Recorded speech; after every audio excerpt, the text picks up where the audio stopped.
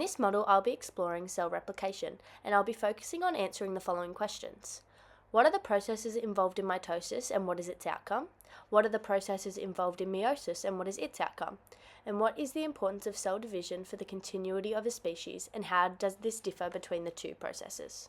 Replication is the process by which cells replicate their genetic material and divide to form new cells, which is vital for growth, repair, and reproduction. Cell replication can occur through either mitosis or meiosis. Let's begin with the process of mitosis. In mitosis, one original parent cell divides once to produce two identical daughter cells. Mitosis is important in multicellular organisms as it creates new body cells needed for growth, repair, and maintenance. This increases the chance for survival by ensuring the organism grows to reach an age for reproduction. Without mitosis, a zygote would never be able to transform into a complete adult organism. Let's take a deeper look at how this works. Before mitosis, each cell starts off with a full set of chromosomes, making it a diploid cell. The first step of mitosis is DNA replication, also known as interphase. This begins with the replication of DNA in the form of chromatin, which is the parent cell's DNA wrapped around proteins located within the nucleus.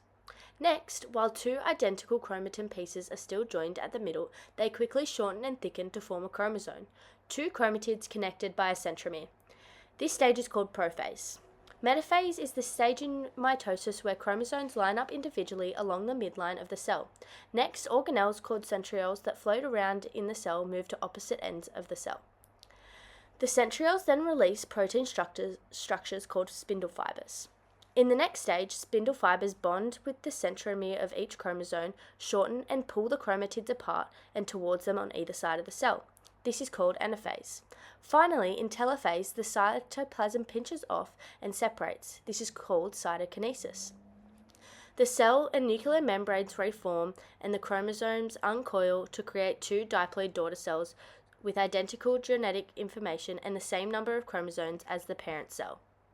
Let's look into meiosis. The process of meiosis creates gametes that carry out sexual reproduction, allowing genetic material to be passed on while maintaining the correct number of chromosomes in organisms.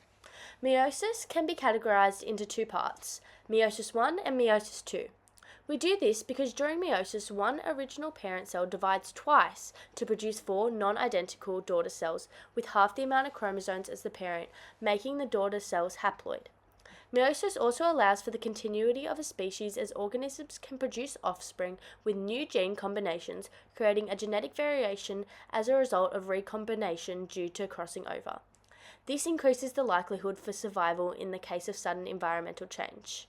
Let's begin with looking into meiosis 1. DNA replicates in the form of chromatin. The chromatin begins to shorten and thicken to form chromosomes. Next, the chromosomes line up in homologous pairs, one chromosome inherited from the father and one from the mother that code for the same genetic information. These pairs line up in a random order called independent assortment.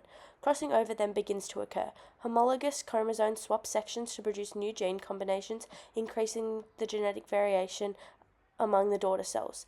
As the membrane around the nucleus breaks down, centrioles release spindle fibers that attach to the centromeres, shorten, and homologous chromosomes break and move to either end of the cell. At this stage, the centromeres don't break like mitosis.